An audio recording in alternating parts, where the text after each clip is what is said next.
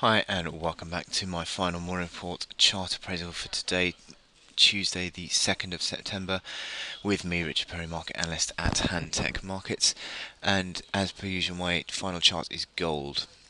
And the gold chart has again just started to fall away again, and that has come amid the strengthening of the dollar, and also just the fact that the market has really not deemed any these flare-ups in the Ukrainian geopolitical situation as being deemed bad enough to drive the safe haven trade. And certainly, as I've said over the past few weeks, any time that the safe haven trade is not really there in the gold price, it starts to drift away again. The dollar strength is a big factor in this move.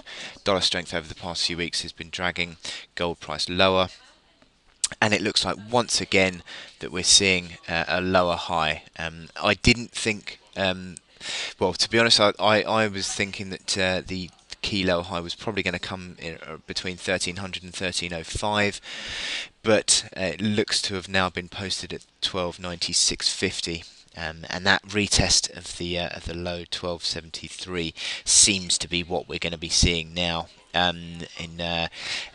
in a continuation of these lower lows. Now, ultimately, we're probably going to see a test of that 1258.85 low that we saw in early June, but then back towards those 1240s levels. So I think it's going to continue to be rather a messy decline. I think it's going to be up and down, but on a net basis, I think we're going to be seeing further weakness in this chart.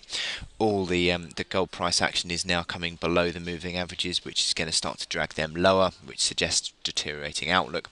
Also, the momentum indicators remain in bearish configuration, so certainly rallies are being seen as a chance to sell on gold, and I think there is going to be further weakness in this chart.